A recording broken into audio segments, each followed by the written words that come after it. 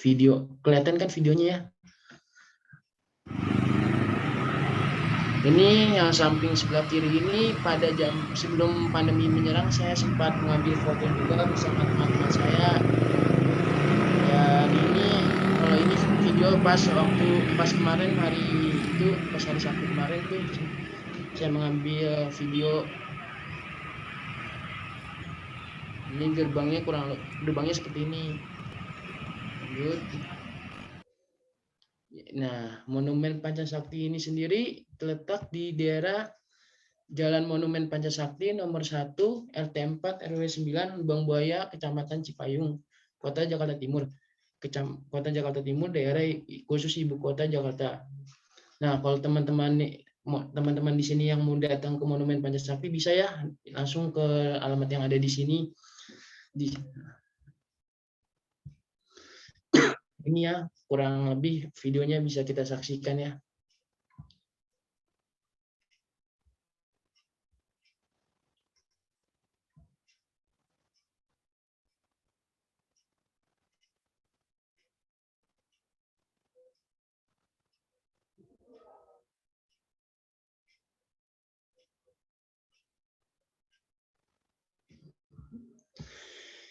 Jadi di sini tuh ada kayak tugu gitu, kayak ada apa? Kayak tugu gitu, monumen gitu. Ini ada patung yang disebut dengan patung 8 apa GS30 PK ataupun apa 7 jenderal yang ini apa 7 yang berhubungan dengan GS30 PK gitulah. Apa Bu yang apa mungkin Ibu bisa dijelasin Bu? Ini adalah jadi di Lubang Buaya itu adalah tragedi dari pembantaian beberapa pahlawan kita yang telah gugur ya, dan kemudian dimasukkan ke dalam Lubang Buaya.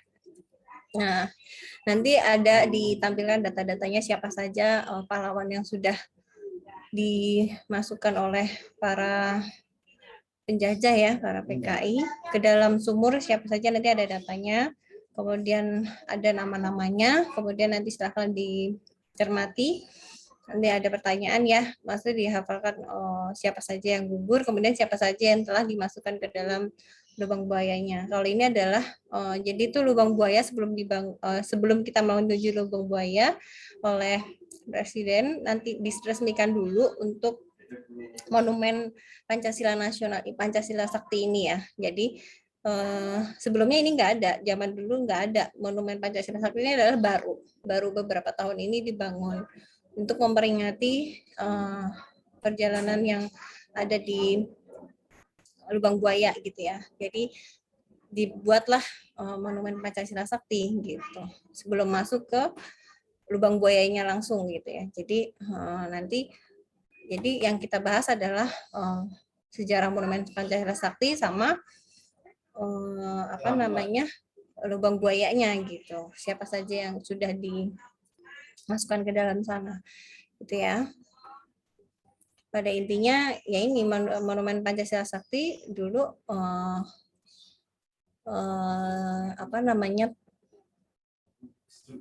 ini menceritakan mengenai ini ya pemberontakan PKI di sana.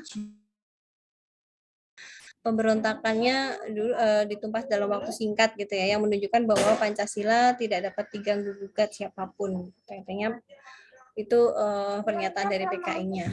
Kemudian yang mencoba akan membasmi sampai tuntas gitu. Paham komunis adalah ideologi yang berbahaya ke PKI itu ya. Kemudian bisa menyengsarakan rakyat. Kemudian karena itu pendirian dari monumen ini adalah untuk memperingati momen dari sejarah tersebut gitu ya, gimana proses PKI dalam memerangi dari para pahlawan kita. Kemudian kisah pemberontakan dituangkan dalam kronologi.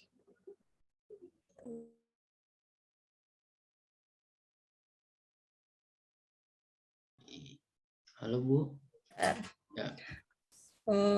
apa namanya, Museum Lubang Buaya memberi gambaran ya bagaimana kejamnya PKI pada waktu itu.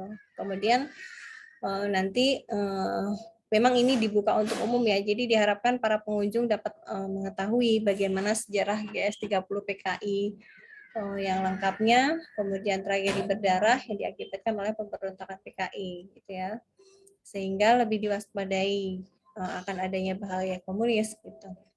Kemudian Monumen Pancasila Sakti dibangun atas gagasan Presiden kedua, yaitu Soeharto ya. Berarti baru pada zaman Soeharto dibangun, sebelumnya nggak ada gitu.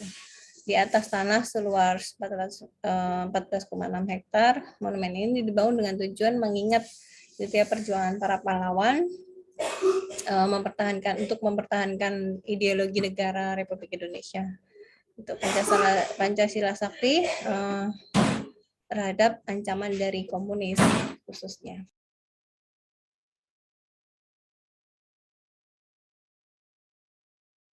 Coba Kak Bro sambil dijelasin ini kemarin di Lubang Buayanya ada apa aja.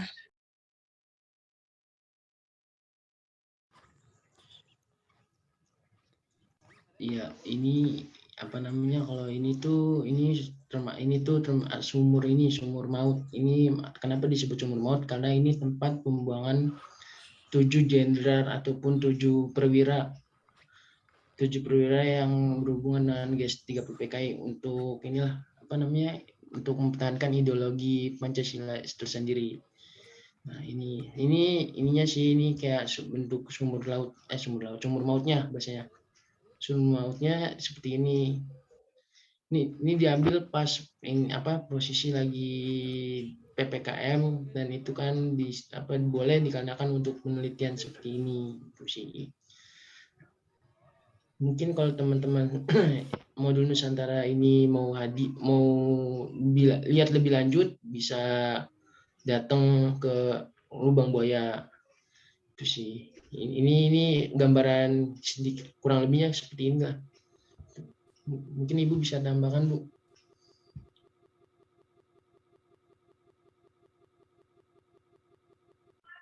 Ya, memang ini kondisi saat ini ya, gitu. Dari tahun ke memang mengalami perubahan atau perbaikan ataupun mengalami pembangunan gitu ya. Kalau dulu nggak seperti ini, dulu masih hanya lubang sumur biasa saja, kemudian sampai dibuatkan teras seperti itu ya. Dulunya nanti kita tampilkan dulunya.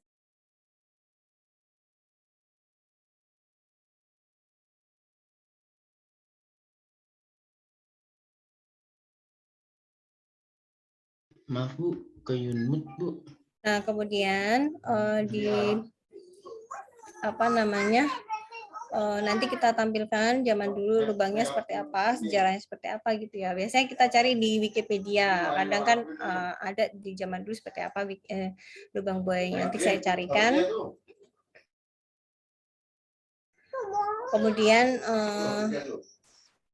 kalau saat ini memang kondisinya seperti ini gitu ya, sudah mengalami pemugaran, kemudian sudah mengalami perbaikan-perbaikan gitu. Nah, di dalam jadi ada teras, kemudian ada serambi, nanti naik seperti itu ya, naik tangga untuk memudahkan pengunjung dalam melakukan, bisa mau melihat-lihat seperti apa sih Lubang Buaya zaman dulu gitu ya. Sebelumnya, tapi kan tadi depannya ada gerbang Pancasila Sakti dulu ya.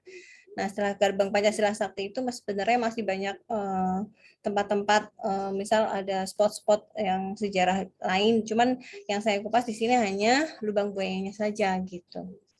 Karena kita akan membahas jenderal-jenderal siapa saja yang gugur gitu ya. Kemudian pahlawan yang dimasukkan dulu dari kekejaman PKI dimasukkan ke dalam sumur gitu ya. Kemudian, nah kalau misalnya yang sebelah kanan itu ada video dalam dari sumurnya seperti apa gitu. Coba Kak Bro.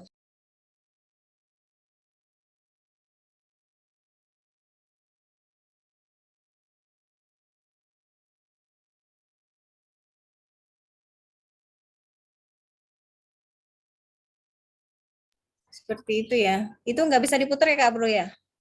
Videonya ya, yang kanan.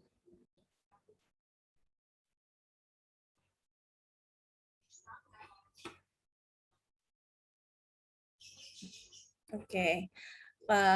Kemudian untuk lubang buaya ini sebenarnya zaman dulu nggak seperti ini ya, makanya kita berikan gambaran bagaimana zaman nanti sebelumnya seperti apa, kemudian setelah mengalami pemugaran, perubahan, nah nanti seperti ini jatuhnya sekarang seperti ini. Nah, dulu sebelumnya nanti saya tampilkan untuk zaman dulunya. Jadi kamu bisa membandingin apa sih perubahan. Mungkin kalau bisa ngebayangin zaman dulu ya, zaman dulu sebelum ada pemugaran dan zaman dulu sebelum apa namanya, sebelum dilakukan pembangunan itu, kalau kalian merasakan itu ya, atau pernah nonton film GS30 PKI, itu memang suasananya mencekam gitu ya. Kalau dulu mencekam artinya pasti warga takut gitu kan istilahnya, dalam posisi yang mungkin pencahayaan dari lampu tidak ada gitu ya, atau minim gitu, karena memang kemudian dilakukan secara sembunyi oleh PKI tersebut gitu, dilakukan ya namanya PKI gitu ya, pasti sembunyi terus. Nah, gimana proses untuk pemasukannya memang sangat kejam sekali ya. Ada yang disiksa dulu, ada yang disayat dulu gitu, ada yang apa namanya dibunuh, intinya harus dibunuh dulu gitu ya, dibunuh dulu sebelum dimasukkan ke dalam, ataupun ada yang masih bernyawa atau sudah lemas mungkin, atau dimasukkan ke dalam sumur tersebut gitu. Makanya kalau kita bayangkan betapa mengerikannya pada waktu itu gitu, pahlawan-pahlawan kita yang sudah berjasa ternyata oleh komunis dimasukkan ke dalam apa namanya, lubang buaya ini gitu ya. Jadi memang ini tuh untuk mengenang tragedinya seperti apa gitu, untuk mengingat pahlawan-pahlawan yang telah gugur. Nah, pahlawan yang telah ditemukan di 7 sumur ini memang sudah tidak ada di situ, memang sumurnya sudah kosong dan sudah diangkat, sudah dibangun apa namanya, sudah dipindahkan.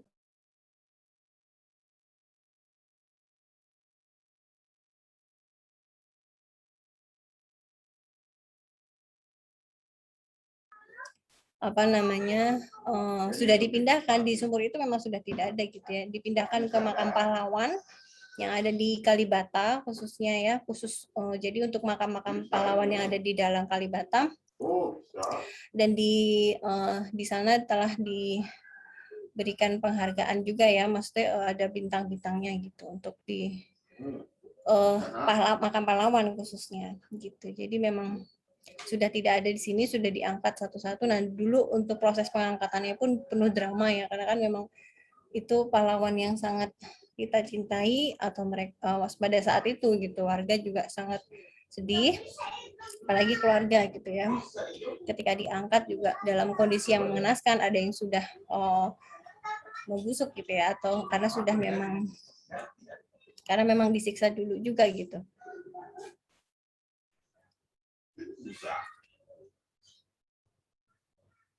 Halo, apakah suara saya terdengar dengan jelas? Dengar, Bu. Iya, Bu. Ya. Oke, siap.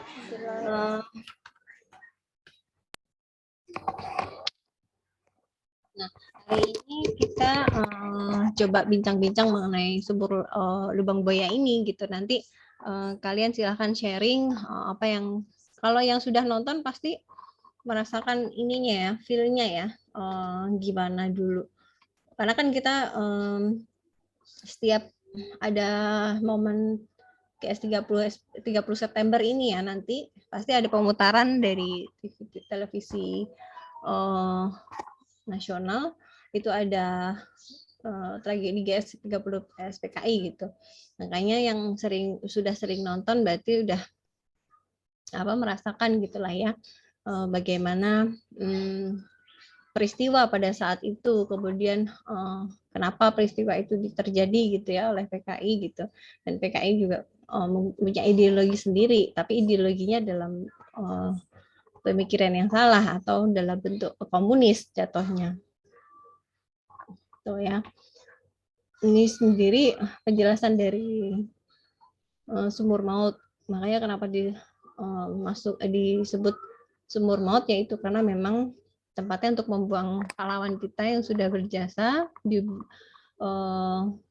dibuang dan pahlawannya bukan pahlawan yang biasa gitu, pahlawan yang sudah melakukan perubahan besar terhadap kemerdekaan gitu pastinya. Makanya kita sangat terpukul, sangat bersedih ketika kehilangan 7 pahlawan itu gitu ya. Jadi ada 6 perwira tinggi dan perwira menengah TNI AD dibunuh dan dibuang di sumur 75 cm dengan kedalaman 12 meter. Kamu bayangin aja ada 7 orang dimasukkan ke dalam diameternya 75 cm gitu ya. Kemudian ya sangat kecil gitu. Kemudian langsung di kedalamannya hanya 12 meter. Betapa sesaknya mungkin di dalam gitu ya. Para korban dibuang berada dalam kondisi bertumpuk karena kan memang ukurannya seperti itu. Makanya bisa sangat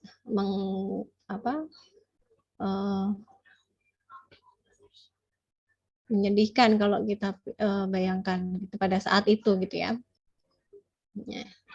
Kemudian nanti coba saya tampilkan untuk sumur, ada ininya juga ya sebenarnya ya, replika ada patung-patung di sana yang atau gambar-gambar ya yang menunjukkan pahlawan-pahlawan kita yang kondisinya berdarah gitu ya. Cuman kan tempatnya memang sangat luas. Nanti jika ada kesempatan kalian boleh mengunjungi ke sana gitu ya. Atau boleh kalau lagi main-main gitu, seperti apa sih lubang buaya gitu ya. Lubang buaya bukan berarti lubang untuk menaruh buaya gitu ya, bukan. Tapi memang disebut itu karena memang untuk sebentar, ada lubang, sebentar nanti saya tayangkan untuk ini lubang zaman, memang fotonya tapi memang tidak jelas ya, karena memang pada saat itu dokumentasi belum terlalu canggih seperti sekarang gitu. Mungkin nanti agak terlihat tidak jelas.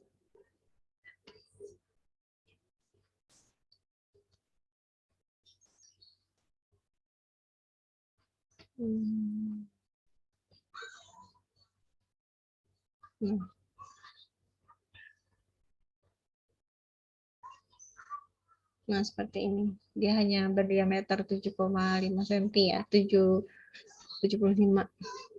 Dalamannya 12 meter. Ini dulu proses pemindahannya, pengambilannya ya, pengangkatannya gitu.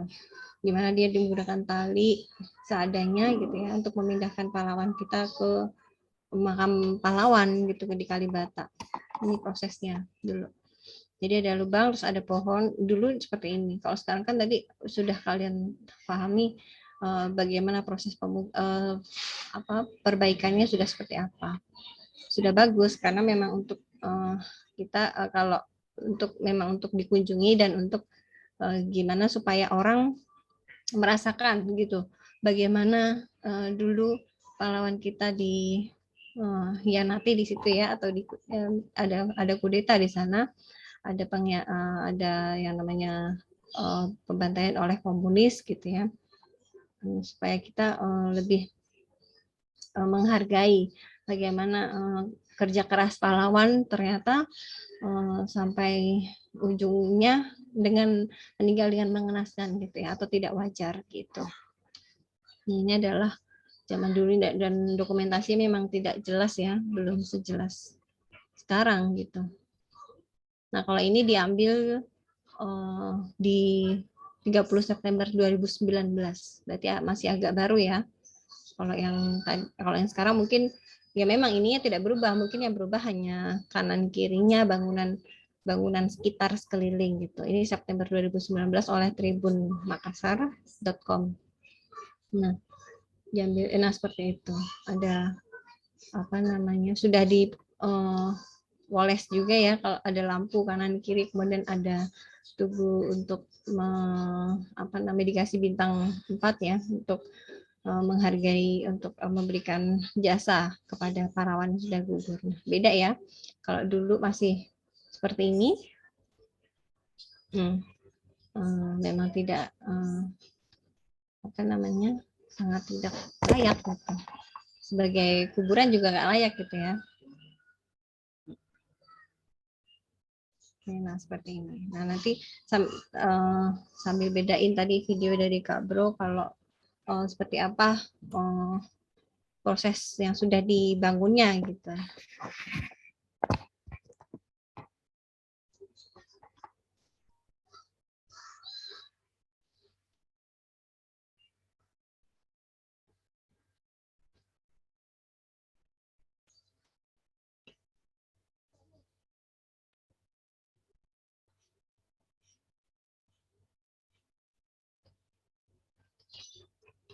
Coba mungkin Kak Bro ada yang mau di-sharingin gimana cara masuk ke sana, kemudian gimana cara harus ada apa, persyaratan apa yang harus dilakukan kalau ingin mengunjungi ke sana. Oke. Mohon maaf sebelumnya tidak bisa on cam soalnya jaringan lagi nggak ini ya. Yeah. Jadi untuk ke sana sih untuk datang ke museum Lubang Buaya itu sendiri itu tidak ada persyaratan, cukup membeli tiket saja sih. Dan biasanya kalau lagi tidak ada PSBB ataupun PPKM biasanya ada pemandu wisatanya tersendiri sih katanya gitu. Terus juga di sana ya, kalau di sana ya kita bisa melihat banyak peninggalan dari pahlawan-pahlawan, 7 pahlawan yang sudah berkorban untuk bangsa kita ini, itu sih. Oke, berarti memang nggak ada ini ya, nggak ada persyaratan khusus jika ingin mengunjungi, paling bayar, nggak ada tiket ya, nggak ada bayar tiket ya Kak Bro ya. Kalau untuk bayar sih ada Bu, emang biasanya kalau itu ada untuk biaya ada Bu, untuk biaya uang masuknya itu kalau nggak salah itu terakhir saya masuk itu sebesar 25.000 atau 20.000 gitu Bu, itu kurang lebih sekitaran segitu Bu, itu. Berarti belum parkir gitu ya? Iya benar Bu. Nanti ada.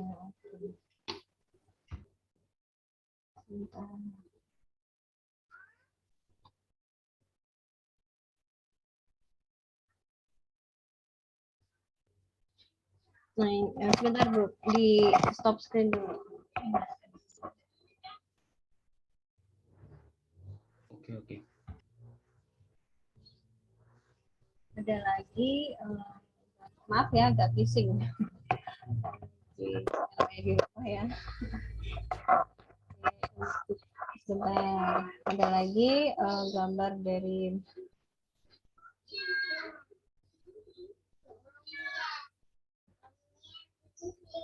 pada tahun 65 seperti ini. Kudeta 1 Oktober 1965, ini lebih lama lagi ya. Sumur tua di kawasan Lubang Buaya gitu ya, tempat jenazah atau jenderal-jenderal kita angkatan darat menjadi korban keganasan dari CS-30 SPKI. Ini lubangnya segini ya. Kalau tadi lihat dari ukurannya, ini yang sesudahnya, yang sekarang yang di sebelah kanan.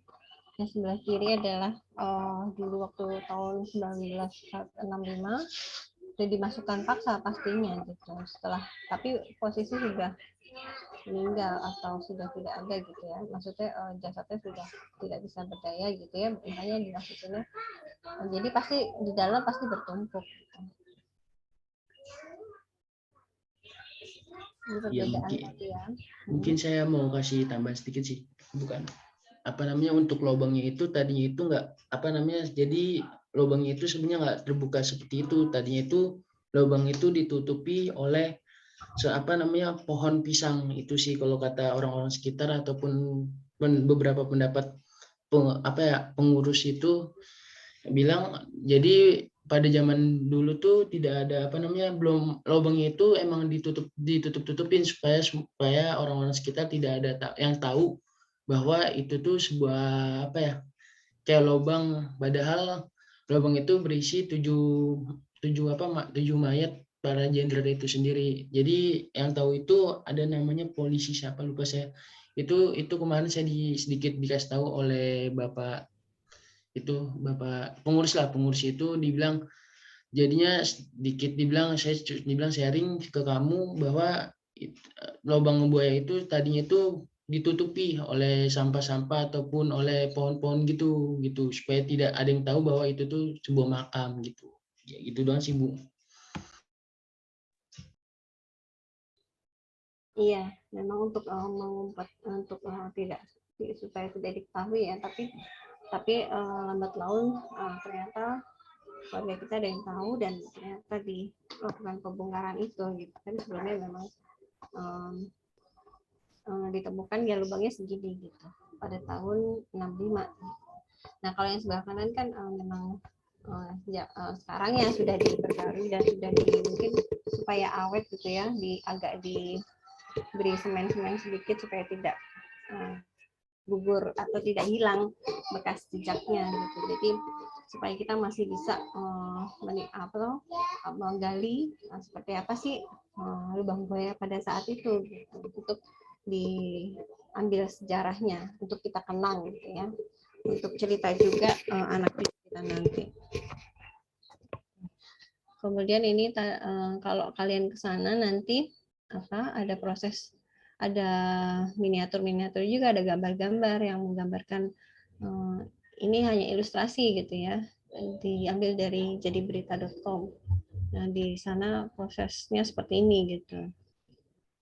Jadi sudah ada yang disayat-sayat, ada yang sudah bunuh, ada yang dicekik, ada yang hampir lehernya hampir patah gitu ya, misalnya berbeda-beda kondisi mayat satu dengan mayat yang lain gitu. Betapa mengerikannya dulu. Nah ini sih sudah ilustrasi gitu ya, sudah gimana mencekapnya dulu gitu ya. Nah, sebelum ini ilustrasi sih saya bayanginnya sudah mengerikan dan menyedihkan gitu. Gimana dulu apalagi yang kalau yang melakukan mungkin memang sudah tertutup hatinya gitu ya, karena memang pemahaman komunis beda dengan kita gitu. Kemudian nah untuk hari ini kita sharing ini saja. Tadi jenderal-jenderalnya boleh dijelasin Kak Bro siapa aja, tadi sudah di share jenderal-jenderalnya siapa aja yang gugur di sana gitu ya, yang telah dimasukkan ke dalam ketujuh nih. Oke. Sudah kelihatan jelas, Bu, slide-nya? Sudah. Oke. Jadi yang termasuk dibuang dibuang mayatnya ke sumur maut lubang buaya itu sendiri ada 7 jenderal ataupun biasa disebut pahlawan revolusi. Yaitu salah satunya adalah Panglima Angkatan Darat Letnan Jenderal TNI atau yang biasa disebut Jenderal TNI Andumerta. Namanya itu Ahmad Yani. Dan yang kedua adalah Mayor Jenderal TNI atau biasa disebut juga Letnan Jenderal TNI Andumerta R. Suprapto. Dan yang ketiga Mayor Jenderal TNI Letnan Jenderal TNI Andumerta. Jadi Andumerta itu sebuah apa ya, kayak pangkat gitu sih kalau kata teman-teman TNI saya bilang gitu. Andumerta itu sebuah pangkat gitu kalau dalam TNI gitu. Lanjut, tadi baru nyampe mana? Baru nyampe nomor 2 Ibu ya. Yang ketiga, Mayor Jenderal TNI, Letnan Jenderal TNI Andumerta MT Haryono. Yang keempat, Mayor Jenderal TNI, Letnan Jenderal TNI Andumerta Siswondo Parman. Yang kelima, Brigadir Jenderal TNI, Mayor Jenderal TNI Andumerta yang namanya itu DI Panjaitan. Dan yang keenam, Brigadir Jenderal TNI, biasa disebut Mayor Jenderal TNI Andumerta dan namanya itu Sutoyo Siswomi Harjo. Yang ketujuh, Perwira TNI Letnan 1 Kapten KJI Andumerta. Pire dan Ajudan Jenderal TNI Ahmad Nasution. Ya Bu, lanjut Bu.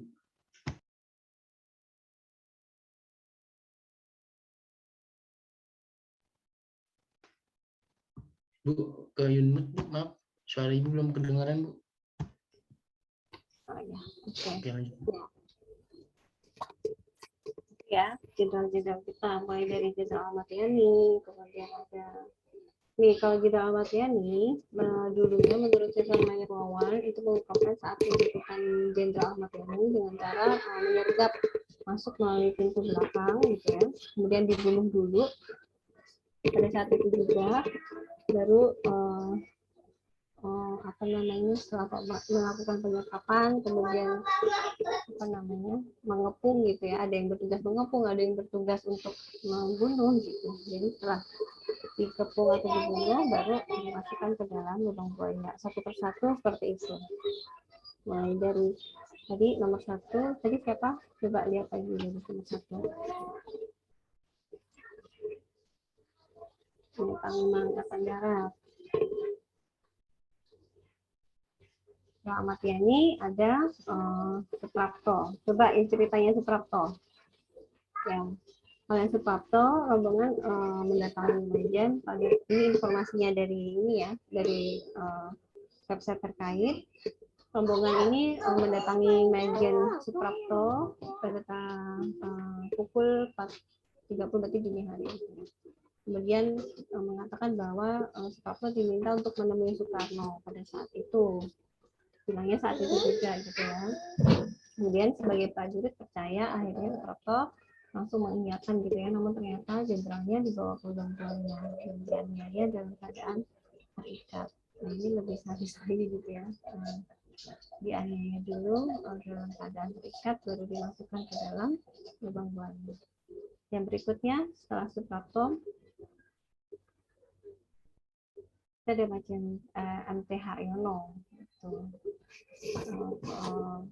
Kondisinya pada saat malam hari datang sekelompok anggota dari Birawa, kemudian turun dari truk dan istrinya terbangun gitu, istri dari MT Haryono, kemudian mengatakan bahwa mereka atau sekelompok orang tadi mengatakan bahwa suaminya telah dipanggil gitu ya, oleh Presiden saat itu, oleh Soekarno.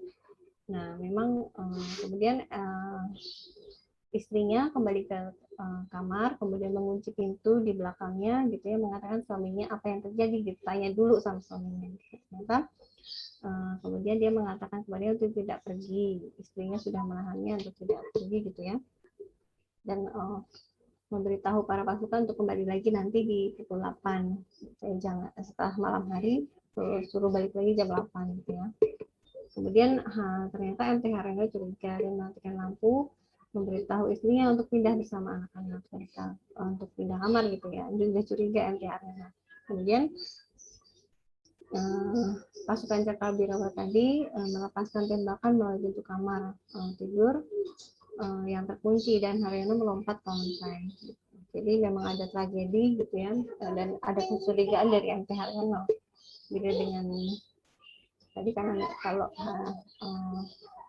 beda dengan tadi ya, kalau tadi dia menurut saja karena kan perintah dari Soekarno gitu. Nah kalau yang MT Haryono memang ada beberapa kecurigaan. Jadi terjadi beberapa kondisi di mana ada tembakan, kemudian berarti di sana ada istri dan anak-anaknya gitu ya. Kemudian dia bersembunyi untuk menunggu penyerang pertama yang masuk ke kamar tidur gitu ya, membawa kertas pembakaran untuk cahaya, maksudnya supaya ada cahaya sedikit makanya. Kemudian MT Haryono mencoba untuk merebut senjata dari si prajurit tadi gitu. Kemudian gagal, akhirnya berlari keluar untuk meloloskan diri, namun bingung karena terlalu bingung gitu ya. Jadi dia keluar dari pintu, kemudian ternyata oleh prajurit Cakrawala ditembak mati gitu ya pada saat itu juga oleh dari sendiri, kemudian diseret melalui kebun dan tubuhnya dibawa ke salah satu truk, dibawa oleh truk gitu ya, dimasukkan ke dalam lubang buaya gitu. masukkan ke dalam lubang buaya. Kemudian di dalam markas pemberontak di selatan pinggir Jakarta ya, dijadikan satu dengan pahlawan yang sebelumnya. Setelahnya setelah MT Haryono ada juga Maijen S. Supratman gitu ya. Nih, ini juga ternyata di rumahnya bertemu dengan istri, berdasarkan istri oleh Suparman, Parman, pasangan ini terbangun dari tidur, kemudian mereka sekitar berarti subuh ya, jam 4 pagi oleh ada suara-suara sejumlah kelompok gitu ya di samping rumah gitu. Kemudian Maijen Parman ini menyelidiki, ada ternyata 24 pria dengan mengenakan seragam Cakrawirawa atau pengawal presiden gitu ya, menuju ke ruang tamu, masuk gitu ya. Kemudian orang-orang mengatakan bahwa dia dibawa ke hadapan presiden sebagai sesuatu yang ada hal menarik gitu ya yang terjadi gitu. Kemudian sekitar 10 orang pergi ke kamar tidur. Ketika Parman berpakaian, istrinya lebih curiga dari orang-orang gitu ya. Dan bertanya kan apakah mereka memiliki surat otoritas atau ada surat penugasan gitu ya dari presiden. Yang salah satu menjawab, prianya salah satunya menjawab memiliki surat sementara menyadap saku dadanya gitu ya. Kemudian Parman meminta istrinya untuk menelpon apa yang terjadi pada komandannya, yaitu Ahmad Yani, tapi kabel teleponnya diputus oleh sekelompok orang tadi. Kemudian Parman langsung dimasukkan ke dalam truk dan dibawa ke basis gerakan lubang buaya, langsung ke sana, langsung disergap saja gitu. Walaupun sudah memiliki rasa curiga, tapi tetap dibawa paksa karena memang mereka banyak gitu ya. Posisinya memang Parman sendiri dengan istrinya, dan kalau harus melawan 24 saya rasa nggak mungkin gitu ya, makanya dipaksa. Setelah ada Suparman, ada Parman, ada lagi lawan berikutnya dengan kejadian yang lain.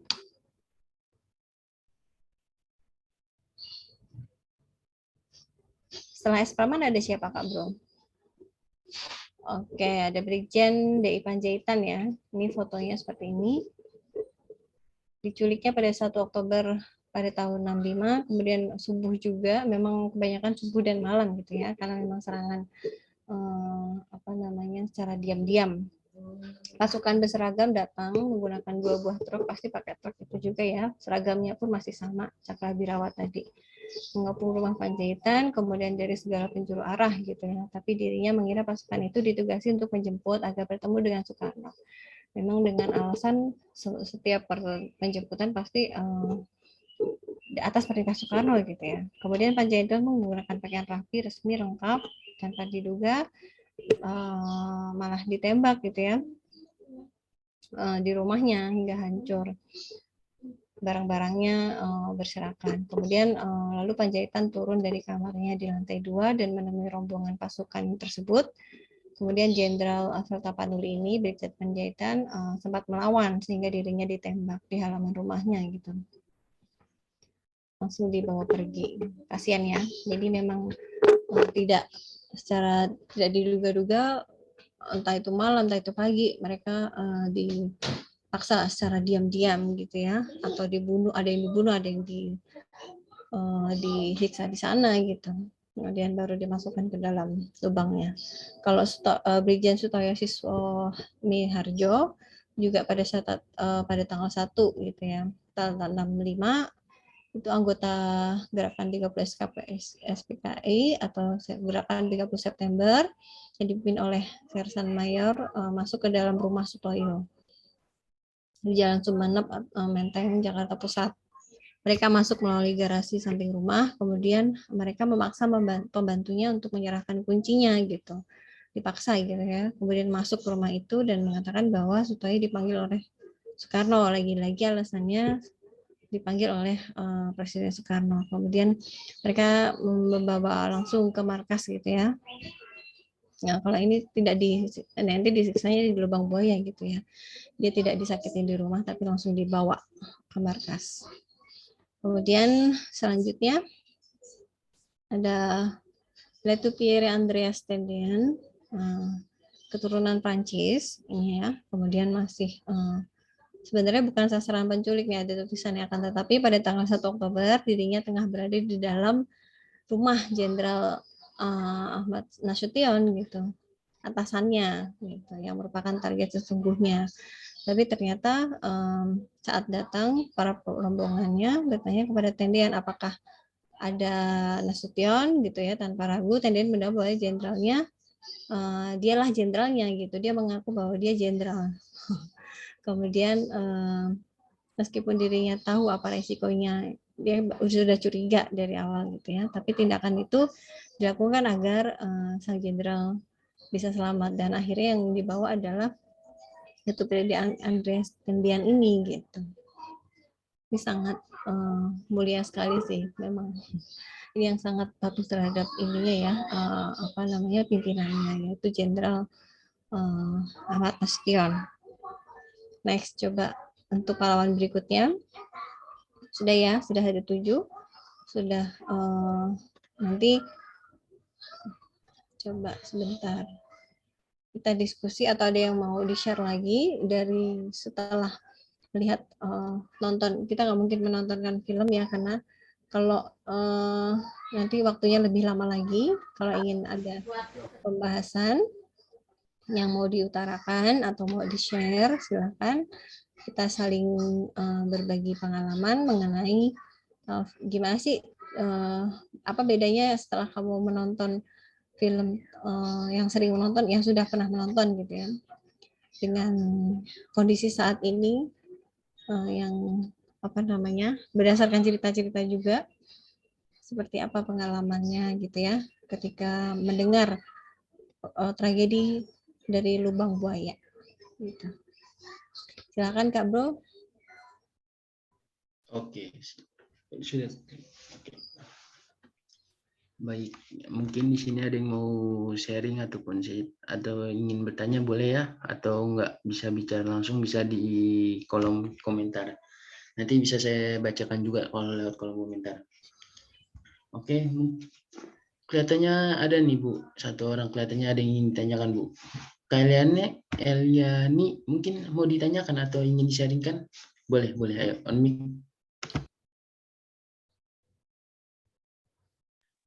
Eliani. Iya. Oke. Kalau satu mungkin tanya yang di lubang buayanya Ibu. Di lubang buayanya itu kan ada tadi yang gambar pertama dengan gambar kedua, gambar yang sesudahnya. Yang gambar sesudahnya itu ada yang merah-merah di dalam tuh Ibu. Itu apa ya? Itu hanya ilustrasi saja sih sebenarnya ya, supaya itu ya kesannya darah gitu ya, yang sudah tapi kalau di tanahnya ya memang darah sudah tertutup oleh tanah gitu kalau yang sebenarnya. Nah itu untuk supaya lebih mungkin meresapan dari nilai sejarahnya tidak hilang gitu. Memang dulu sumur maut ya memang untuk tempat pembantaian gitu ya, untuk mayat, makanya hanya cat saja atau hanya untuk supaya lebih kental sejarahnya gitu. Cat sama lampu sih, lampu warna merah itu jadinya kelihatan merah banget gitu sih. Gitu. Ya. Ada lagi kalian yang mau ditanyakan? Tidak, kayak itu aja. Oke, siap. Makasih ya Kak Liani. Oke, lanjut next berikutnya. Ayo, ada yang ingin di-sharing atau diutarakan bisa ya? Oke, silakan. Saya Kak, bisa. Oke. Lanjut. Boleh. Saya sebelumnya Assalamualaikum warahmatullahi wabarakatuh. Klik ini kayaknya. Ini masalah rasa penasaran saya sih lebih tepatnya gitu kan. Kalau berdasarkan hasil bacaan dan isu-isu yang didengar, kalau kan ini komunis udah ada sejak di zamannya Soeharto dan Soekarno, dan pembantaian di lubang buaya ini kan terjadi di masa pemerintahannya Soekarno. Nah, itu pertanyaan saya, ketika para anggota-anggota komunis membantai semua ketujuh jenderal tersebut, di situ alasannya karena mereka tidak loyal terhadap Soekarno, karena Soekarno ingin memusnahkan jenderal-jenderal yang tidak loyal terhadap pembentukan angkatan kelima kalau tidak salah gitu. Jadi pertanyaan saya di situ, apakah Soekarno termaksud komunis juga?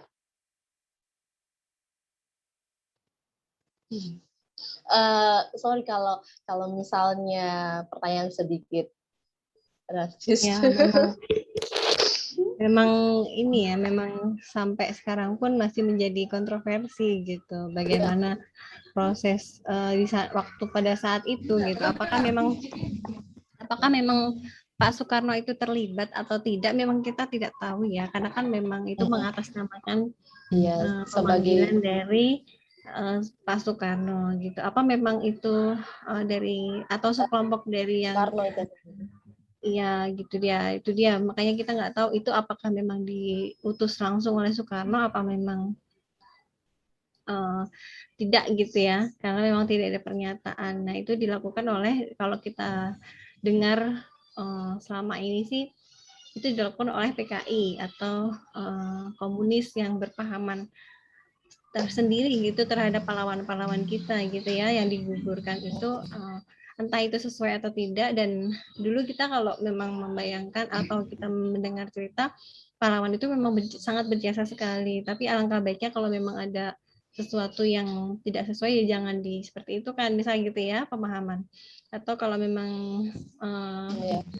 atau memang itu memang harus dihentikan sama sekali oleh komunis tersebut supaya mereka bisa berjaya mungkin gitu ya pada saat itu gitu. Cuman kita nggak tahu itu terlibat oleh Soekarno atau tidak gitu. Takutnya saya salah pemahaman gitu ya.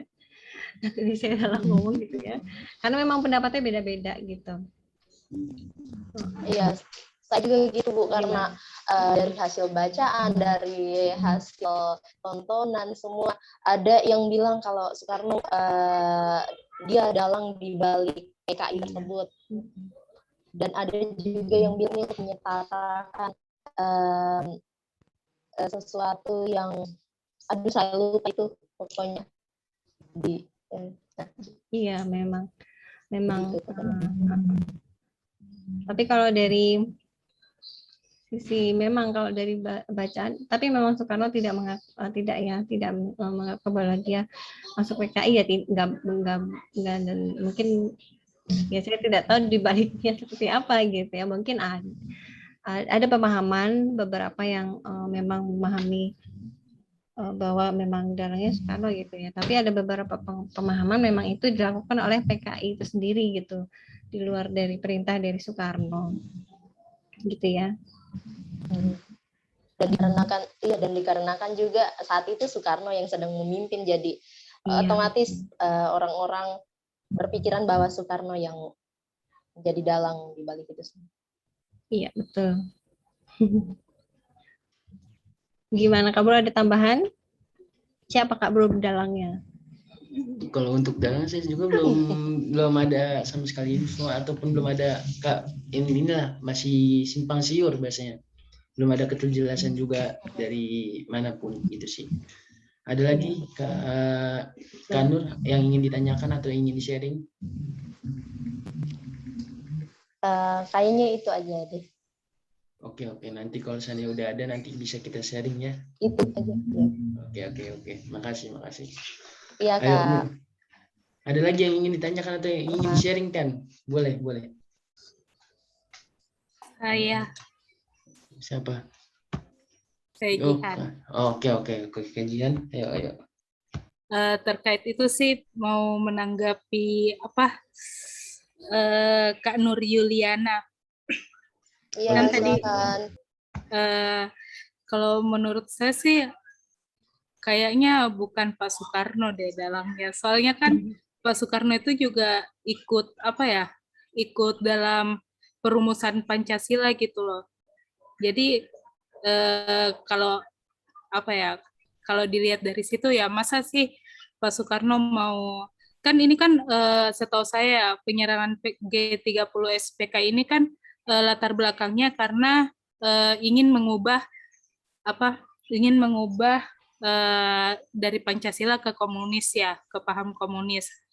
Nah, sedangkan Pak Soekarno sendiri jika memang dituduh sebagai dalang, sepertinya bukan sih, karena beliau kan ikut dalam perumusan Pancasila itu sendiri. Kecuali kalau misalnya dalam perumusan Pancasila itu ada bentrok atau gimana ya, nggak tahu. Itu sih, cuman itu aja. Iya, memang kontroversi ya. Kalau kita takutnya kalau memang ada yang makanya kalau untuk pemikiran ideologi seperti itu memang ini ya lebih ke sensitif. Kalau kita mengarahkan untuk nanti Soekarno yang melakukan dari dulu Soekarno pasti diserang kalau memang itu benar gitu ya. Dan dari pihak Soekarno pun tidak membenarkan, dari pihak rakyat pun juga beberapa yang tidak membenarkan gitu ya, karena memang itu pemahaman komunis sendiri gitu untuk yang di PKI penyebutannya ya, seperti itu. Nah itu dia masih kita nggak tahu di balik semua memang tidak ada yang belum ada yang berani mengungkap ataupun memang kenyataannya seperti apa gitu ya, atau mungkin pemaham ada yang mau di-share lagi, ada yang lebih valid lagi beritanya, mungkin siapa nih, Rifki atau Gia kali sudah pernah nonton kali ya. Izin Bu. Ya. Silakan. Mungkin sedikit menanggapi aja sih Bu. Terkait siapa dalang sebenarnya, menurut saya dalang sebenarnya yaitu ya yang berperan sebagai dalang di pewayangan aja sih Bu, menurut saya. Nah, seperti yang kita ketahui banyak sih menurut literasi, menurut berita-berita atau mungkin artikel tuh banyak sih yang kayak mengatasnamakan bahwa si A ini yang bertanggung jawab, si B yang yang mempunyai kedoknya. Seperti yang udah diujarkan sama Kak Nur tadi, mungkin ada kayak isu-isu yang mengatasnamakan atau mengatakan bahwa Pak Soekarno, presiden pertama kita itu sebagai dalang dari PKI. Nah, tapi ada juga kayak isu yang berkebalikan, yaitu mengatakan bahwa ada yang mengatakan isu yang mengatakan bahwa PKI itu salah satu bentuk sarana untuk menggulingkan Soekarno yang direncanakan oleh Soeharto. Nah, itu kan ada isu lain itu kan belum pasti kita tahu yang mana yang benar, mana yang salah gitu loh. Misalnya kita menjudge bahwa si A ini yang bersalah dan yang B ini yang tidak bersalah atau sebaliknya, itu kan kayak sangat riskan sekali gitu loh. Soalnya kan itu kayak isu yang sudah bisa dibilang udah menyebar luas. Tentu kita agak sedikit bingung, soalnya kan pasti ada kelompok dalam tanda kutip, bukan kelompok yang rasis, bukan, maksudnya kelompok yang mendukung Soekarno, kemudian ada yang mendukung Soeharto, pasti kan punya pendapat pribadi masing-masing. Tapi yang menurut saya yang perlu digarisbawahi dari peristiwa PKI adalah perbedaan pendapat. Ya. Perbedaan pendapat menurut saya itu sangat mendasar dan sangat sepele aja sih menurut saya. Soalnya bukan sepele dari peristiwanya, bukan. Hal yang mendasari itu perbedaan pendapat gitu. Yang dimana kita berpendapat bahwa perbedaan pendapat itu hal yang sepele gitu, nggak bakal memberikan impact yang besar. Nah, tapi ternyata dalam sejarah kita ada suatu peristiwa yang besar, hal yang mendasari ada perbedaan pendapat gitu loh. Dan itu pun perbedaan pendapat itu sampai dipaksakan jadilah kayak apa peristiwa PKI itu. Dan menurut saya komunis itu juga tidak salah. Bukan salahnya komunis gitu loh. Maksud saya karena memang kita negara Indonesia itu sebagai mempunyai demokrasi republik, tentunya kita menganggap bahwa komunis itu salah. Tapi semisal kita di posisi bahwa demokrasi kita mengusung komunis, apakah kita masih bisa mengatakan komunis itu salah? Kan juga nggak bisa gitu. Menurut saya bukan komunis yang salah, komunis itu tidak salah, tapi cuma tidak sesuai gitu. Tidak sesuai dengan demokrasi kita, tidak sesuai dengan budaya kita yang sudah dari dulunya itu bersifat demokratis, sudah bersifat kayak bahu membahu, dan semisal ada komunis itu dimasukkan, itu kan nggak sesuai gitu loh. Jadi tidak salah menurut saya komunis. Soalnya kan banyak di luar sana negara-negara lain yang kayak menggunakan demokrasi komunis, dan itu pun bisa dikategorikan negara itu sejahtera, bisa dikatakan negara itu kaya, bisa dikatakan negara itu makmur, dan itu pun kan kayak tidak bisa dikatakan bahwa komunis itu salah. Tapi menurut saya komunis itu tidak sesuai saja dengan Indonesia. Nah, mungkin itu sih. Ya sayangnya kesalahpahaman itu membuat keputusan yang tidak sangat benar gitu, karena memang pahlawan sudah berjasa ya, walaupun ya kalau ingin menyingkirkan mungkin bisa diasingkan atau bisa penjarakan gitu ya, atau kalau memang tidak sesuai dengan pemahaman mereka, atau takutnya katanya tadi ada kudeta ya, takut ada pemindahan kekuasaan gitu. Nah itu mungkin kalau memang ini ya namanya sudah berjuang, nggak mungkin kita lupakan perjuangan. Nah berarti itu mungkin kalau saya pikir rasa nasionalismenya atau perjuangan mereka tidak dihargai gitu sepertinya gitu. Ya. Dan mungkin ada tambahan dikit lagi,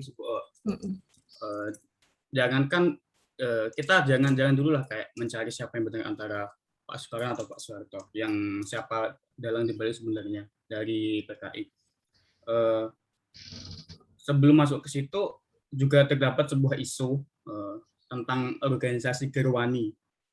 Gerwani itu kan ada yang bilang Gerwani ini kayak ikut serta dalam pemberontakan atau mendukung PKI, katanya seperti itu. Tapi ada yang mengatakan bahwa Gerwani cuma ikut aktif di partainya saja, tidak di pemberontakannya saja. Tapi kan ada juga yang mengatakan Gerwani ini ikut mendukung dalam pemberontakan. Nah itu kan kayak masih rancu gitu loh Bu. Jadi menurut saya kalau misalnya kita mencari siapa dalangnya, itu menurut saya terlalu muluk-muluk sih. Kenapa kita tidak mencari terlebih dahulu tentang kebenaran Gerwani? Itu kan ibarat kayak cakupannya lebih kecil gitu loh. Nah itu kan masih banyak aja simpang siur antara benar atau tidak, tentang siapa yang salah, kemudian apa dibalik tentang sejarah itu kan masih simpang siur. Nah itu. Tapi Gerwani juga belum tentu ada ininya, pembenarannya ya. Ya gitu Bu. Kayak Gerwani itu masih kayak tanda tanya gitu loh. Kenapa kita ke presiden dulu? Bahkan kan Gerwani kan belum selesai, kayak pertanyaannya itu belum selesai. Nah mungkin kita selesaikan dulu lah apakah Gerwani itu bagaimana. Kalau sudah memang ada titik terang atau pastinya bagaimana, ya barulah kita mencari kebenaran siapa yang salah, siapa yang benar. Tapi baik lagi, segala sesuatu tidak ada yang 100% benar dan tidak ada 100% salah. Pastilah ada kekurangan masing-masing. Jadi ya semisal ada perbedaan pendapat ya jangan sampai dipaksakan gitu. Soalnya pemberontakan itu kayak udah sebagai pembelajaran yang sangat berharga lah buat kita, bahwa hanya dari perbedaan pendapat pemberontakan yang skalanya sebesar itu bisa terjadi. Mungkin dari saya itu saja. Semisal ada salah kata mohon dimaafkan. Memang kalau kita memihak pemikiran dari kita memikirkan ini yang salah, misalnya nanti kita disebut beda. Kalau kita memilih yang ini takutnya disebut ini gitu ya, takutnya kita malah terlibat di dalam politik gitu. Itu memang udah kepentingan politik, jatuhnya memang sudah kepentingan masing-masing.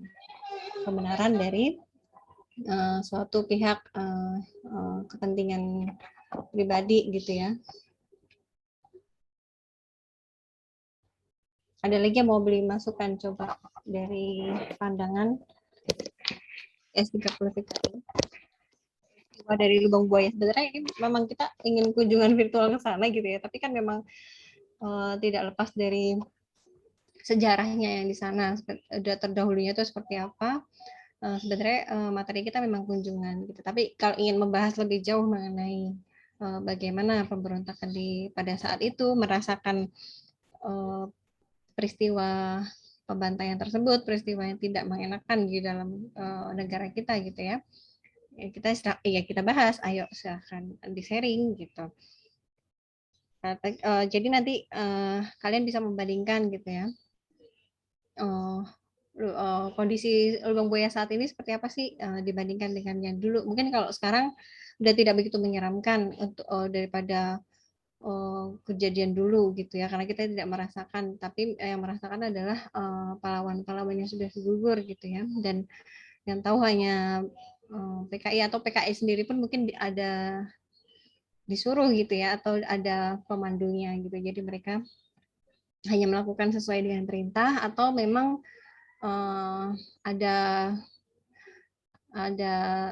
maksud tersendiri gitu, kita kurang tahu gitu. Memang sebelum ditemukan memang agak lama ya ditemukan untuk lubang buaya ini, jadi sebelum diangkat atau pahlawan kita ditarik dari lubang untuk dipindahkan ke makam pahlawan gitu ya, memang agak membutuhkan proses untuk mencari tahu gitu ya, karena memang dilakukan secara sembunyi-sembunyi gitu. Ada lagi yang mau Bu, saya izin bertanya, Bu. Iya. Baik, sebelumnya perkenalkan, nama saya Putra Anastasia dari Universitas Mula Warman. Jadi yang ingin saya tanyakan itu kan setelah para pahlawan yang distimulasi gitu kan, Bu. Itu berapa lama ya Bu berada di lubang buaya itu? Karena kan udah ada yang kayak membusuk banget gitu. Itu diketahuinya udah berapa lama dalam lubang buayanya? Itu Bu, terima kasih Bu. Iya, sama-sama. Coba kita ulas lagi. Ada yang mau bertanya? Ada yang mau ditanyakan lagi setelah ingin itu, Kak Putri? Atau ada yang mau bertanya lagi selain Kak Putri? Kak Gia, mungkin ada yang ingin ditanyakan Kak Gia? Oke, mungkin itu aja kali Bu, sambil menunggu pertanyaan-pertanyaan yang lainnya. Oke, coba saya tampilkan dulu.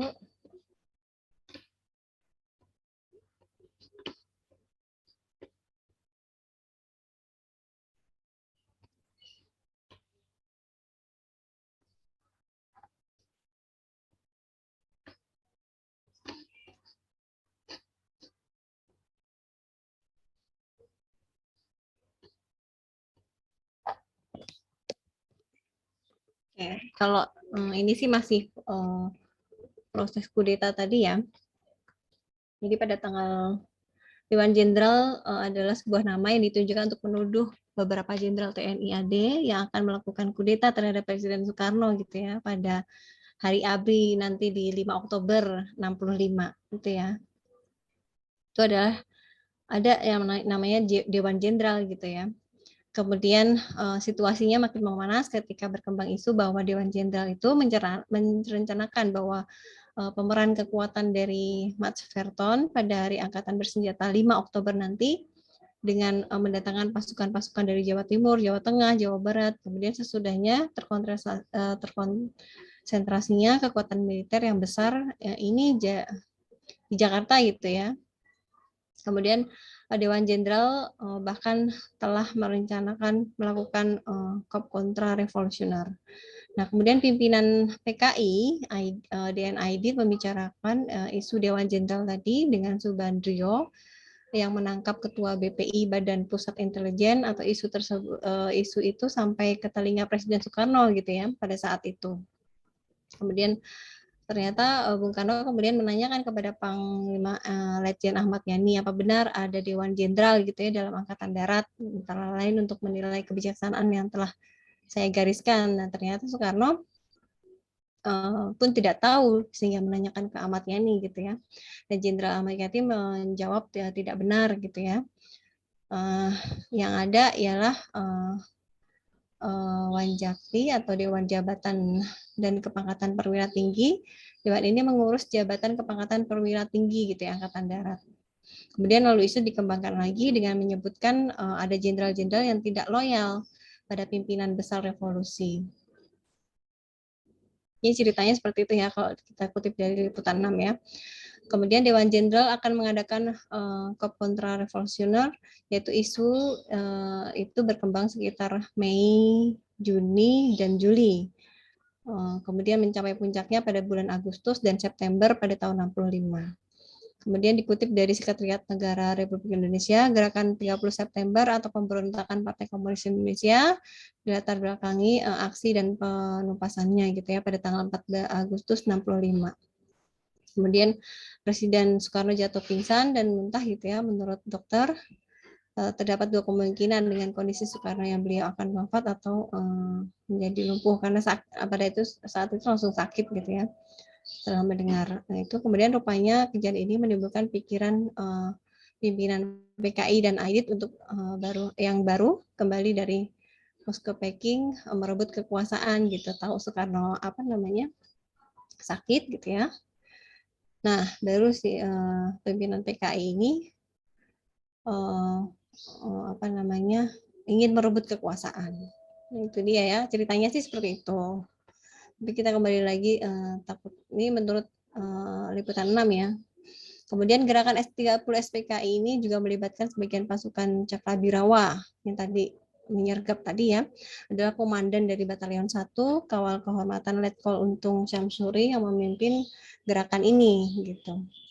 Kemudian seperti dikutip dari merdeka.com juga, Patrick Matanasi, penulis dari buku Cakrabirawa, ada ya nanti silakan kalau mau cari bukunya Cakrabirawa, untuk memanfaatkan hari ulang tahun ABRI yang jatuh di 5 Oktober nanti untuk menggalang kekuatan pada 30 September 65 dalam peringatan HUT ABRI nanti. Dia ditunjuk sebagai pengatur parade pasukan.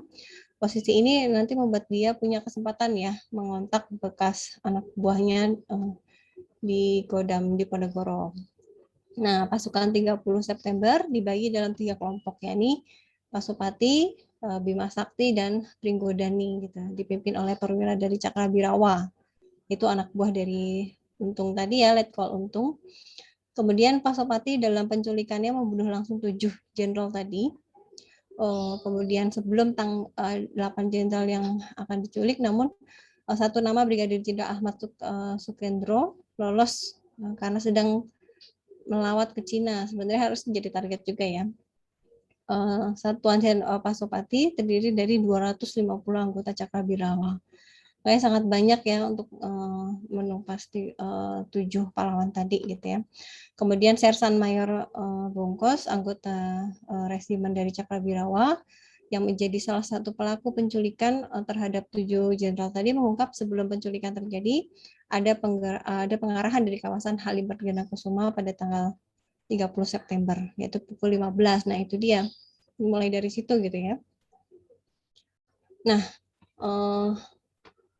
kalau untuk berapa lamanya nanti kita cari lagi ya, karena memang di sini tidak disebutkan. Bentar. Atau ada yang sudah tahu informasi Saya, itu? Bu, mau bantu jawab. Coba ya, silakan. Kalau dari yang saya baca itu, Bu, 7 jenderal itu dievakuasi di tanggal 4 Oktober, Bu. Sedangkan aksinya itu kan dimulai dari tanggal 30 ya, Bu. Tanggal 30 malam itu sudah ada yang terbunuh kan, Bu. Jadi kemungkinan itu ya mulai tanggal 30 sampai tanggal 4 Oktober itu, Bu. Kemungkinan berapa lama jenderal tersebut berada di lubang buaya itu. Seperti itu sih, Bu, yang dari saya baca. Oke. Kalau iya sih. Gerak. Oke. Kalau saya baca di sini sih ini ya. Bentar. Berarti sekitar tanggal 4 ya. Di sini tanggal 3 ya. Oke, beberapa peleton kompi pencarian hilangnya pencarian hilangnya 7 jenderal adalah salah satu fragmen penting dari 30 SPKI. Kemudian para jenderal dan perwira pertama TNI itu diculik dan dibunuh 7 regu pasukan Pasopati tadi dan Cakrabirawa atas perintah Kolonel Untung, Komandan Batalion 1, Kawal 1 Kehormatan Cakrabirawa. Pada Kamis 30 September gitu ya, malam hingga Jumat 1 Oktober subuh. Kemudian berarti dilakukan 30 sampai 1 Oktober. Kemudian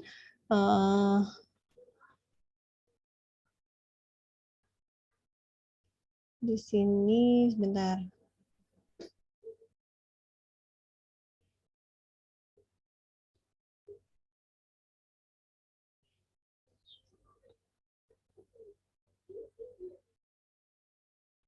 Oke, berarti pada 1 Oktober pagi suasana sepi, tenang, sepi, tegang.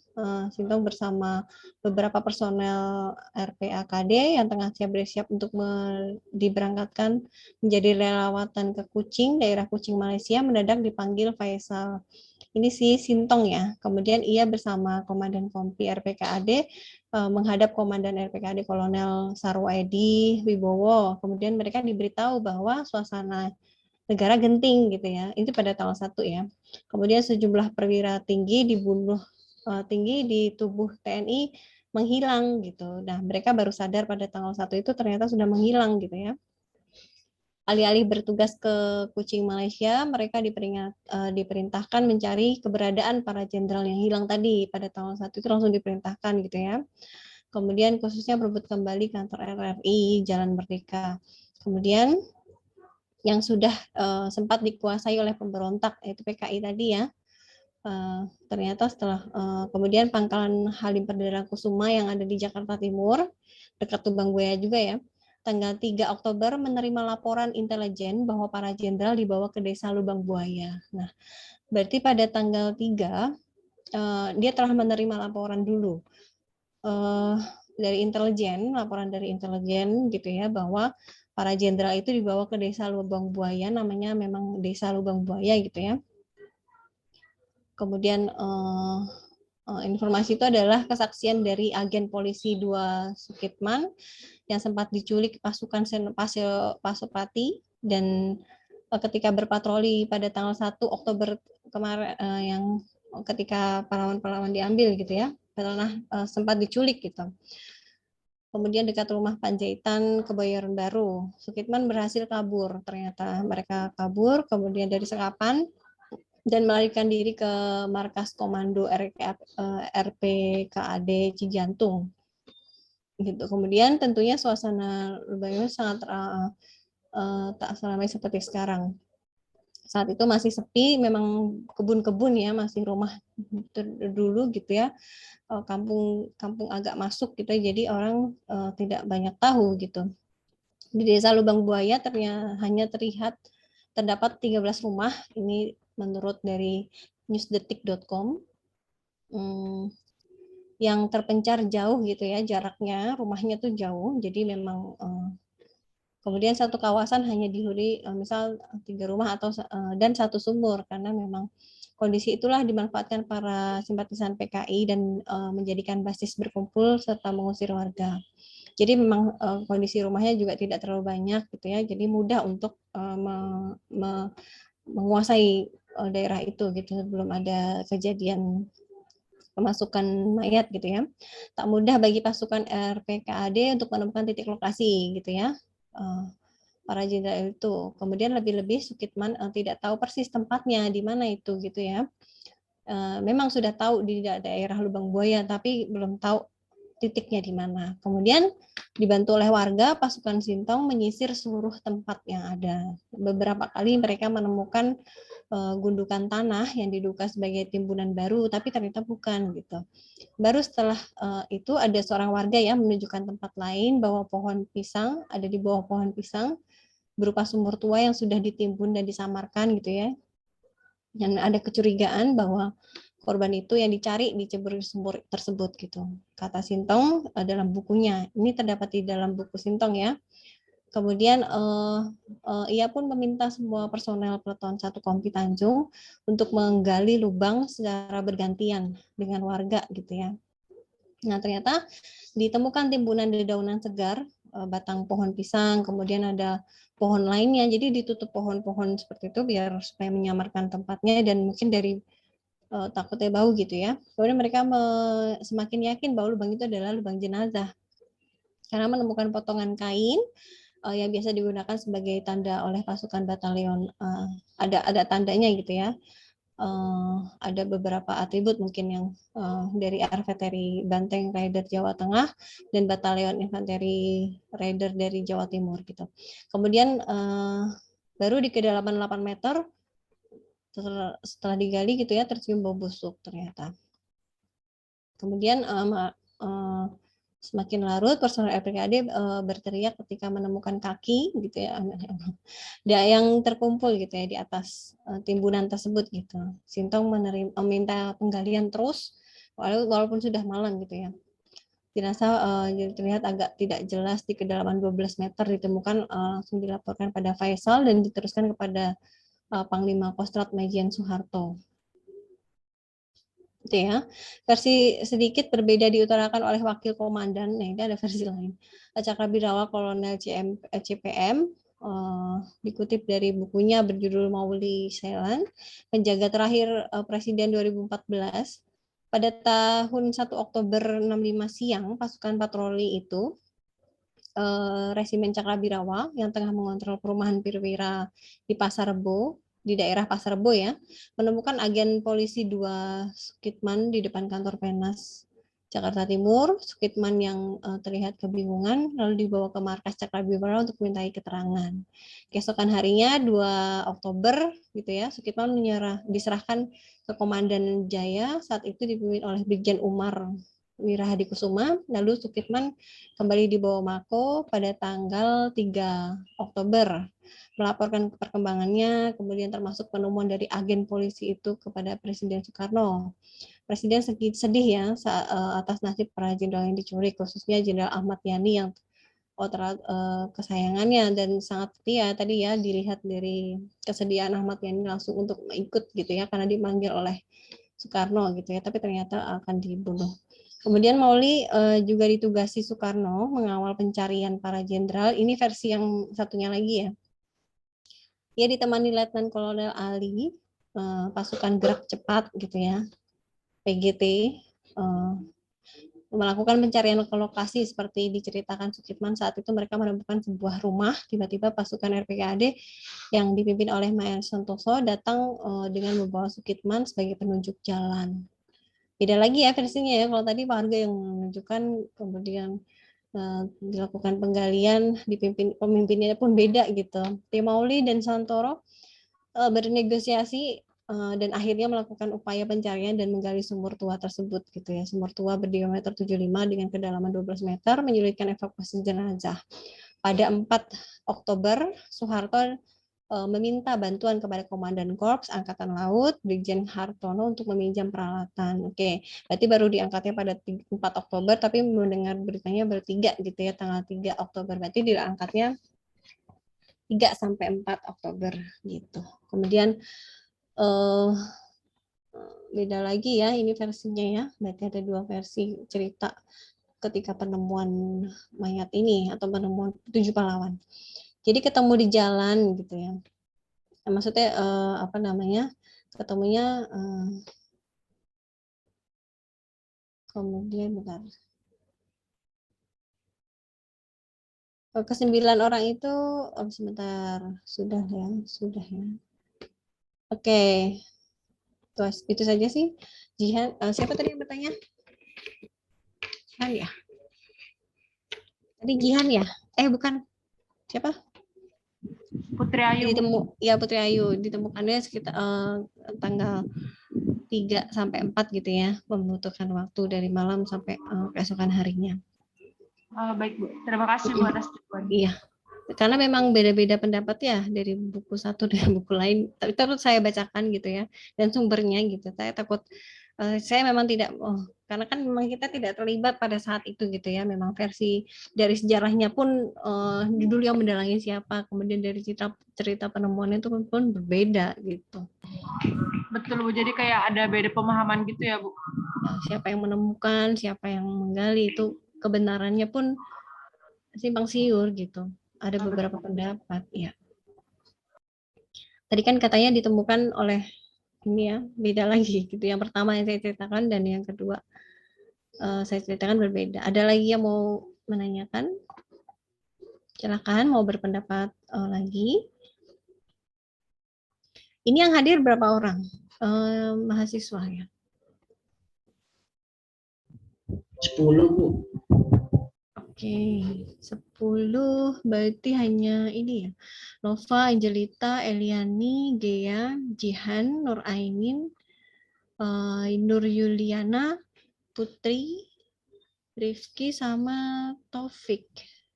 Ya, Kak Taufik. Berarti satu lagi siapa?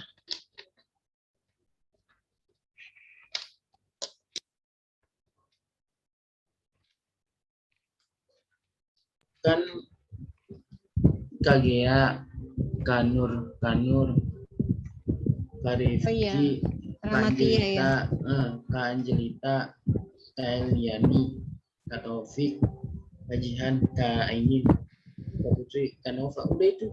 Udah pas, Bu. Kurang 1 orang. Ramatia. Dan Ramatia tapi masih aktif kan ya Kak Ramatia kemarin ya untuk menjawab pertanyaan? Sakit kayaknya Bu kemarin. Oh, sakit. Oh. Iya. Oh, satu kampus dengan kamu ya? Enggak Bu, cuman satu mata kuliah. Oh, satu mata kuliah. Iya. Apa mata kuliah apa yang sama? Literary criticism di sastra. Di mana? Di Di Universitas sastra mana? Inggris. Di sini UBS. Oh, diajarnya oleh siapa? Sama, aduh saya lupa. Dr. Jimmy, bukan? Cewek? Nah, cewek. Mem Khadijah. Oh iya, paham. Oke, berarti kurang Nur Rahmatia. Nanti nggak apa-apa kalau mau absen, nanti disuruh absen aja ya, Nur Rahmatia. Takutnya untuk penilaian di Spadanya biar bagus gitu, karena memang saya tidak membatasi nilai kalian gitu ya. Saya nggak pernah ngasih nilai jelek juga. Yang penting kalian aktif atau memahami apa sih dari kegiatan yang kita jalani dari program pertukaran mahasiswa ini gitu, khususnya di modul Nusantara. Kan memang tugas kalian juga udah banyak ya di pembelajaran, modul pembelajaran, kemudian dari PT lain gitu ya, atau PT apa namanya, dari takutnya ada tugas-tugas beberapa dari mata kuliah yang berat gitu ya. Kemudian untuk Lubang Buaya ada yang lagi ditanyakan, Monumen Pancasila Sakti yang di dalamnya terdapat di Lubang Buaya gitu. Kalau sudah kita akhiri karena memang sudah mau jam 11 ya. Dari jam 9 sampai 12 itu sebenarnya sudah cukup untuk SKS-nya. Ada lagi yang ditanyakan? Bu, Kak, ini absennya bagaimana? Soalnya dari tadi belum bisa. Tapi sudah saya buka untuk presensinya. Oh. Adanya daun lagi, Bu. Nggak bisa kebuka sekarang. Adanya apa? Maaf. Sepadanya lagi daun lagi, Bu. Oh, daun. Oke. Udah Ya, coba ya. buka juga tadi. Dari tadi emang lagi Iya down Bu, kok. nggak bisa tembus. Oh iya, baik. Kalau tadi malam sih masih oke ya sinyal. Mungkin harus malam kali ya. Karena memang banyak yang mengakses dan memang kita hanya saat dari belahan apa wilayah satu dengan wilayah lain semua terpusat di Spada Dikti dan harus aktif di dalam Spada Diktinya memang harus mengisi tugas, absensi, mengisi laporan, semua ada di Spada. Kan, tapi untuk servernya sendiri mungkin kurang bandwidth-nya kurang gitu ya. Atau karena banyak yang mengakses jadi banyak yang down. Jadi tadi absensi sudah saya buka tapi seperti biasa sampai jam 23.00 dan ada kalau assessment juga belum sama sekali ya karena memang sepadanya nggak bisa nge-reload sama sekali gitu.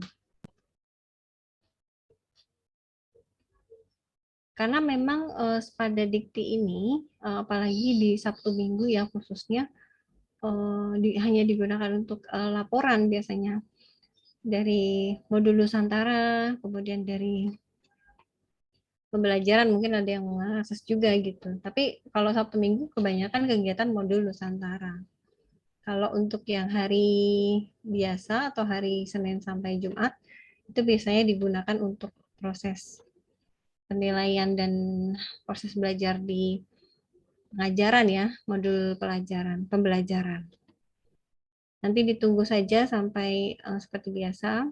Kemarin ada satu mahasiswa yang belum mengumpulkan cerpen ya, tapi sudah ketutup. Dan jadi nggak ada nilai, nggak apa-apa ya, berarti nilainya 01. Nah, untuk asesmen hari ini cukup mudah ya, hanya 2 pertanyaan atau 3 gitu.